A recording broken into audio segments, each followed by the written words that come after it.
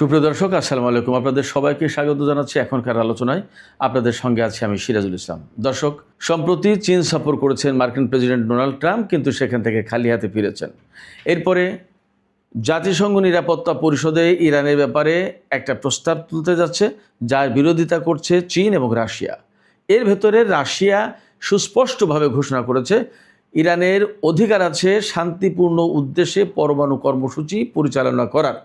এদিকে পাকিস্তান সৌদি আরবে বিমান পাঠিয়েছে এবং সেনা পাঠিয়েছে, এবং পাকিস্তান, কাতার, সৌদি আরব এবং তুরস্ক মিলে নতুন জোট গঠনের চেষ্টা করছে। এই ব্যাপারে কিন্তু যথেষ্ট আলোচনা আছে। এই পরিস্থিতিতে মধ্যপ্রাচ্যে আবার যদি নতুন করে যুদ্ধ হয়, তাহলে ইরান তার কঠিন জবাব দেবে।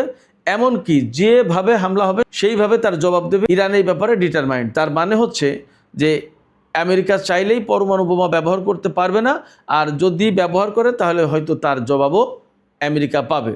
এই পরিস্থিতিতে বিশ্ব রাজনীতি অনেক বেশি জটিল হয়ে উঠেছে। অথচ আমেরিকার সবচেয়ে কাছের যে জোট, নেটো জোট, তারা সমর্থন দিচ্ছে না। ইউরোপের দেশগুলো কিন্তু আমেরিকার পাশে নেই। তাহলে প্রশ্ন আসছে, এই পরিস্থিতিতে আমেরিকা কি সারা বিশ্বে একেবারে একা হয়ে যাচ্ছে? সাথে সাথে আর একটা গুরুত্বপূর্ণ প্রশ্ন আছে, কিন্তু সেই বিষয়টা নিয়ে খুব একটা আলোচনা হচ্ছে না। সেটা হচ্ছে, নতুন করে যে বিশ্ব ব্যবস্থা গড়ে উঠতে যাচ্ছে বলে আমরা এত কথা বলছি, সেই নতুন বিশ্ব ব্যবস্থায় ভারতের অবস্থান কি হবে? ভারত কোথায় দাঁড়াবে? ভারত কার পাশে দাঁড়াবে? সুপ্রিয় দর্শক, এই সমস্ত বিষয় নিয়ে আজকের এই ভিডিওতে কথা বলবো। আশা করি খুবই গভীর আলোচনা, আপনাদের ভালো লাগবে। আর ভালো লাগলে লাইক, কমেন্ট, শেয়ার করবেন এবং প্লিজ চ্যানেলটি সাবস্ক্রাইব করে সাথেই থাকুন। দর্শক, চলুন বিস্তারিত আলোচনায় চলে যাই। দর্শক, প্রথমেই বলেছি, আপনারা সবাই জানেন চীন সফরে গিয়ে ডোনাল্ড ট্রাম্প যথেষ্ট ঢাকঢোল পিটিয়েছিল সফরে যাওয়ার আগে, এমনকি সফরে থাকাকালীন, কিন্তু বাস্তবতা হচ্ছে বড় কিছু পায়নি। এটাই বাস্তবতা। এরপরে পুতিন যাচ্ছেন, এবং পুতিন গিয়ে চীনের সাথে কি কি চুক্তি করেন তা দেখার জন্য কিন্তু বিশ্ববাসী গভীর আগ্রহ নিয়ে অপেক্ষা করছেন। এদিকে ডোনাল্ড ট্রাম্প দেশে ফিরে যাওয়ার পর তিনি কিন্তু বেসিক্যালি যুদ্ধের প্রস্তুতি শুরু করেছেন, এবং যুদ্ধের প্রস্তুতির ব্যাপারে নিজে যেমন আলোচনা করছেন, তেমনি নেতানিয়াহুর সাথে আলোচনা করছেন এবং ইসরায়েলও প্রস্তুতি নিচ্ছে। এই অবস্থায় ইরান একেবারে পরিপূর্ণভাবে প্রস্তুতি নিয়েছে এবং তারা ঘোষণা করেছে, আলোচনা হলে আলোচনায় আছি, যুদ্ধ হলে যুদ্ধে আছি, এবং আমেরিকা যেভাবে হামলা চালাবে ইরান সেইভাবে তার পাল্টা জবাব দেবে। মেসেজ কিন্তু ইরানের পক্ষ থেকে ক্লিয়ার। শুধু তাই না, ইরানের সাধারণ জনগণকে নিজেদের স্বাধীনতার সার্বভৌমত্ব, নিজেদের দেশ এবং নিজেদের জানমাল রক্ষার জন্য কিভাবে অস্ত্র চালাতে হবে তার ট্রেনিং একেবারে সরাসরি রাষ্ট্রীয় টেলিভিশনে দেওয়া হচ্ছে। এই পরিস্থিতিতে আমরা বুঝতে পারছি বিশ্ব এখন একটা চূড়ান্ত একটা পরিস্থিতির মুখোমুখি, যে জায়গা থেকে বিশ্ব পরিবর্তিত হবে। এই জায়গায় সবচেয়ে বড় হয়ে যে প্রশ্ন দেখা দিয়েছে সেটা হচ্ছে যে, তাহলে আমেরিকা কি একা হয়ে যাচ্ছে? কেন আমেরিকা একা হয়ে যাচ্ছে এই কথা কেন বলছি? অনেকগুলো কারণে। আমি আগেই বলেছি, আবারও বলছি, নেটো জোট, যে নেটো জোটের নেতা, যার নেতৃত্বে নেটো জোট চলে, সেই নেটো জোট কিন্তু বেসিক্যালি আমেরিকার কথা শুনছে না, আমেরিকার ডাকে সাড়া দিল না, এবং আমেরিকার সাথে পাশে নেই। এটা মোটামুটি পরিষ্কার। শুধু তাই না, নেটো জোটের কোনো কোনো দেশ এমন আচরণ করছে যেটা নর্মালি মুসলিম বিশ্বের অনেক দেশ করে না। ইসরায়েলের ব্যাপারে স্পেনের যে অবস্থান, এটা বিরাট ব্যাপার। ইউরোভিশন যেটা, এটা গান, সাংস্কৃতিক অনুষ্ঠান, অনেক কিছু হয়। এই ইউরোভিশনে ইসরায়েল অংশ নিয়েছে বলে স্পেন, আয়ারল্যান্ড, আইসল্যান্ড এবং আর একটা দেশ, মোট 4টা দেশ বা 5টা দেশ এই ইউরোভিশন বয়কট করেছে। আপনারা ভাবতে পারেন ইসরায়েল অংশ নিয়েছে বলে, যে ইসরায়েল হচ্ছে আমেরিকার একেবারে আত্মার হরিহর জানের জান, সেই ইসরায়েল ইউরোভিশনে অংশ নিয়েছে বলে ইউরোপের এই দেশগুলো সেটা বয়কট করলো, বর্জন করলো। চিন্তা করুন। শুধু তাই না, এই যে হরমুজ প্রণালীতে এত ঝামেলা, এত ক্ষতির শিকার হচ্ছে, ইউরোপের দেশগুলোও তো ক্ষতির শিকার হচ্ছে, কিন্তু তারা আমেরিকার ডাকে সাড়া দিচ্ছে না। এবং সামরিক দিক দিয়ে তো নয়ই। এর মানে হচ্ছে কি? এর মানে হচ্ছে যে এরা সবাই আমেরিকার থেকে দূরত্ব বজায় রাখছে, আমেরিকার ধারে পাশে কেউ নেই। একই সাথে আমরা পরিষ্কার করে দেখতে পাচ্ছি, আমি এই যে ইরানের সাথে আমেরিকা এবং ইসরায়েলের যে যুদ্ধ শুরু হলো, তার প্রথম থেকে আমি বলে আসছিলাম যে আরব দেশগুলো বেসিক্যালি এই যুদ্ধের পক্ষে না, এবং আমেরিকা ও ইসরায়েলের হয়ে যে ইরানের বিরুদ্ধে যুদ্ধ করবে এরকম কোনো সিমটম দেখা যাচ্ছে না, এরকম কোনো লক্ষণ নেই। কেন বলেছিলাম? আমি দেখতেই পাচ্ছিলাম যে ইরান যখন সৌদি আরব, কুয়েত, বাহরাইন, কাতার এ সমস্ত দেশের উপরে মার্কিন সেনাঘাঁটির উপরে বা মার্কিন অবস্থানে হামলা চালাচ্ছে, তখন এই সমস্ত দেশ কিন্তু ডাইরেক্ট ঘোষণা দিয়ে ইরানের বিরুদ্ধে যুদ্ধ করার কথা আমেরিকা এবং ইসরায়েলের পক্ষ হয়ে, কিন্তু সেই কাজ তারা করেনি। তারা বুঝতে পারছিল ইরান যেভাবে হামলা চালাচ্ছে সেই হামলা আমেরিকা মোকাবেলা করতে পারছে না এবং করতে পারবে না, এবং আমেরিকার মধ্যপ্রাচ্যের যে অবস্থান উপস্থিতি, এই অবস্থান উপস্থিতিকেও তারা অনেক আগে থেকেই পছন্দ করছে না। বিশেষ করে ইয়েমেন যুদ্ধে সৌদি আরবের বিরুদ্ধে যখন ইয়েমেনের হুতি যোদ্ধারা বড় বড় হামলা চালিয়েছে, বিশেষ করে আরামকো হামলা চালিয়েছে, সেই হামলাগুলো যখন ঠেকাতে পারেন না, যখন সংযুক্ত আরব আমিরাতে হামলা চালিয়েছে বলে কয়ে ক্ষেপণাস্ত্র হামলা চালিয়েছে হুতিরা, সেই হামলা যখন ঠেকাতে পারেনি, তখন এই সমস্ত আরব দেশ বুঝে গেছে যে আমেরিকা তাদের নিরাপত্তা দিতে পারবে না, ইরানের মুখে আমেরিকার এই সমস্ত প্রযুক্তি টিকছে না। তখন তারা কিন্তু ধীরে ধীরে ধীরে ধীরে চীন এবং ইরানের দিকে ঝুঁকে পড়েছে, এবং চীন ইরানের মাঝে রয়েছে আবার রাশিয়া এবং পাকিস্তান। যাই হোক, তো এই যে ঝুঁকে গেল, সেই ঝুঁকে যাওয়ার কারণে চীনের রাজধানী বেইজিংয়ে 2023 সালে ইরান এবং সৌদি আরবের মধ্যে চুক্তি হলো। সেই চুক্তির আওতায় দুই দেশ কূটনৈতিক সম্পর্ক প্রতিষ্ঠা করলো। এখানে ভিন্ন অবস্থান নিল মূলত সংযুক্ত আরব আমিরাত, কিছুটা আমেরিকা এবং ইসরায়েলের চাপে পড়ে বা তাদের উস্কানিতে যেভাবে হোক হয়েছে। কিন্তু আরব বিশ্বের বেশিরভাগ দেশ বুঝতে পেরেছে যে আমেরিকা এবং তার মিত্ররা অ্যাকচুয়ালি আরব দেশগুলো নিরাপত্তা দিতে পারছে না, ইরানের সাথে এটে উঠতে পারছে না। চীন, রাশিয়া যদি ইরানের পক্ষ হয়ে শুরু করে তাহলে তাদের অবস্থা কি হবে? এই জায়গা থেকে তারা কিন্তু ধীরে ধীরে ধীরে ধীরে ইরানের সাথে এবং চীনের সাথে সম্পর্ক ভালো করার চেষ্টা করছে। রাশিয়ার সাথে কম বেশি সম্পর্ক আগেই ছিল, সেটাও ডেভেলপ করার চেষ্টা করছে। এই পরিস্থিতিতে ইসরায়েল এবং আমেরিকা ইরানের বিরুদ্ধে যখন যুদ্ধ শুরু করেছে, তখন ভেতরে ভেতরে প্রকাশ্যে অপ্রকাশ্যে যেভাবে হোক চীন এবং রাশিয়া কিন্তু ইরানকে সমর্থন দিয়েছে, সেটা আমি সবসময় বলে এসেছি। এই পর্যায়ে আরব দেশগুলো একদম যুদ্ধ শুরুর প্রথম দিক থেকেই পরিষ্কার হয়ে গেছে যে এরা ইরানের সামনে টিকতে পারছে না। তখন কিন্তু তারা ইরানের বিরুদ্ধে যুদ্ধে যায়নি, বরং ধীরে ধীরে ধীরে ধীরে এই অবস্থা তৈরি করেছে, যে অবস্থার ভেতর দিয়ে পরিষ্কার হয় আরব দেশগুলো চাইছে এখান থেকে আমেরিকা চলে যাক, এখান থেকে ইসরায়েলের প্রভাব ক্ষুণ্ণ হোক। সেই জায়গা থেকে একদম পরিষ্কার যে আরব দেশগুলো, পাকিস্তান, তুরস্ক, এরা এখন আমেরিকার পক্ষে থাকছে না।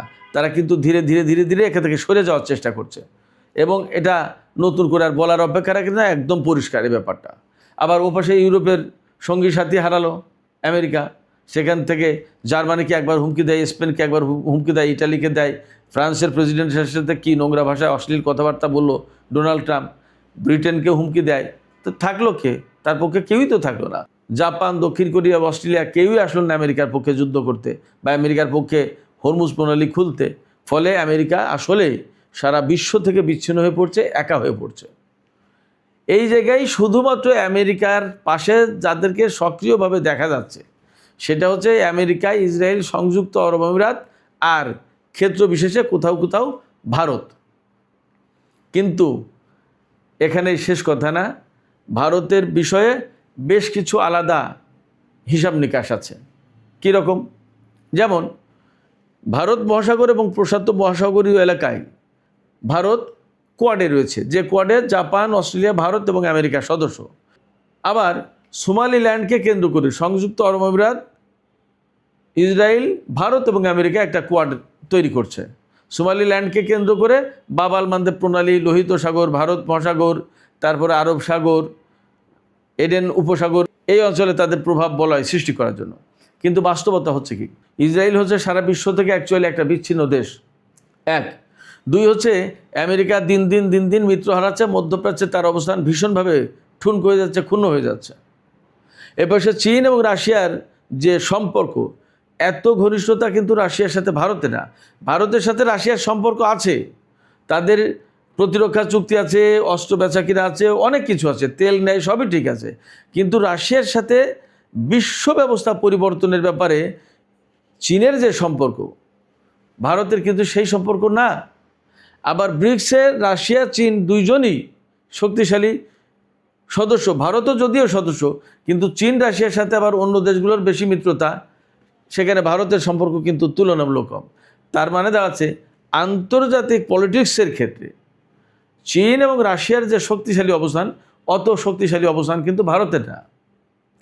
আবার যেহেতু ভারত ও প্রশান্ত মহাসাগরীয় এলাকায় কোয়াড সৃষ্টি করে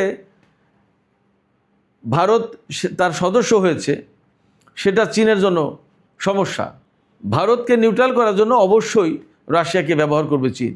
এবং একটা কথা আমরা সবসময় যেন খেয়াল রাখি, সেটা হচ্ছে এই যে বিশ্ব ব্যবস্থার এত রাজনীতি, এত জটিল সমীকরণ, হিসাব নিকাশ এবং এত বড় গেম, অনেক কিছু প্ল্যান, পরিকল্পনা, বহু কিছু, এর ভেতরে যদি নতুন বিশ্ব ব্যবস্থা তৈরি হয় এবং সেই দিকে যাচ্ছে, তাহলে এর প্রধান নেতা হবে কিন্তু চীন।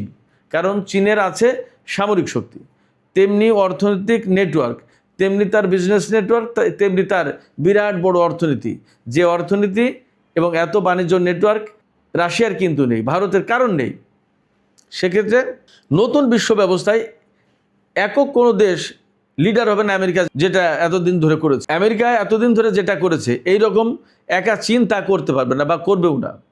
বরং এখানে অর্থনীতি, সামরিক এবং বাণিজ্যিক যে সমস্ত প্রাধান্য, এই জায়গা থেকে চীন হবে 1 নম্বর শক্তি, তাতে 2 নম্বর 3 নম্বর শক্তি এসে দাঁড়াবে রাশিয়া, ইরান।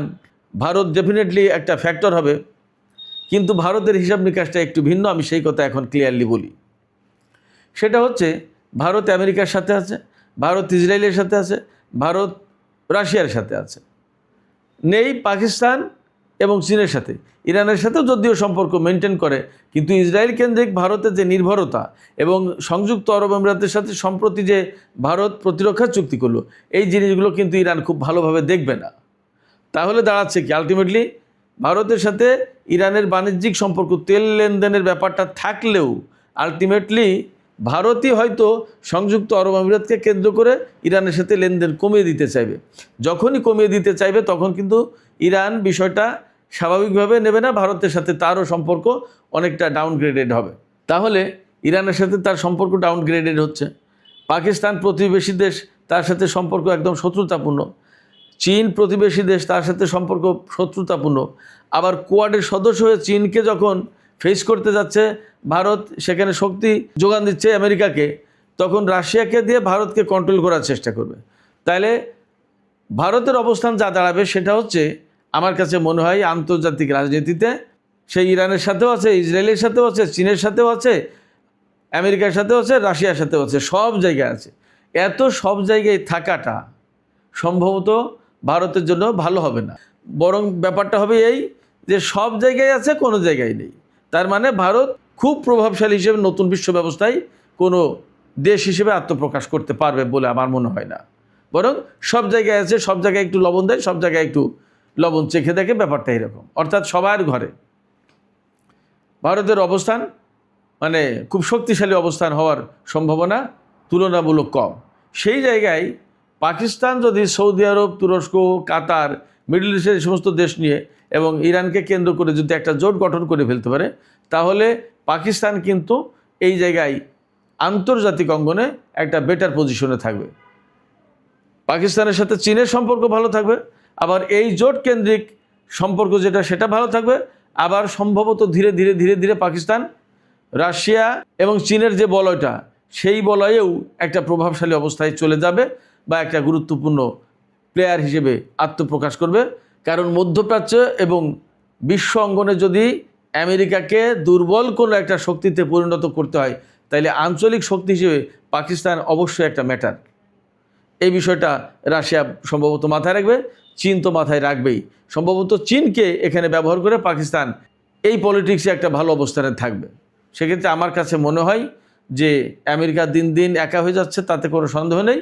এবং ভারত যদিও তার বিরাট ভূখণ্ড, বিশাল জনগোষ্ঠী এবং বড় বাজার, এই জায়গা থেকে সবার কাছেই অনেক গুরুত্বপূর্ণ, কিন্তু আন্তর্জাতিক রাজনীতির ক্ষেত্রে যে গুরুত্বপূর্ণ দেশ হওয়া দরকার, ততটা হতে পারবে না সব জায়গায় থাকার কারণে। সুপ্রিয় দর্শক, এখনকার আলোচনা এখানেই শেষ করতে চাই। আলোচনা শেষে আমি আপনাদের কাছে জানতে চাই, আপনাদের কি মনে হয়, আপনাদের কাছে কি মনে হচ্ছে যে আসলে আন্তর্জাতিক অঙ্গনে যে বিশ্ব রাজনীতির অনেক গুরুত্বপূর্ণ খেলা চলছে, সেই খেলায় আমেরিকা আসলেই একা হয়ে যাচ্ছে এবং ভারত নতুন বিশ্ব ব্যবস্থা যদি গড়ে ওঠে সেখানে খুব গুরুত্বপূর্ণ দেশ হতে পারবে না? আমার কাছে এমনটাই মনে হয়। আপনারাও কি তেমনই মনে করেন? আপনাদের মতামত কমেন্টে জানাতে পারেন। আর ভিডিও ভালো লাগলে লাইক, কমেন্ট, শেয়ার করবেন এবং চ্যানেলটি সাবস্ক্রাইব করে সাথেই থাকবেন। আপনাদের সবাইকে অনেক অনেক ধন্যবাদ। আল্লাহ হাফেজ।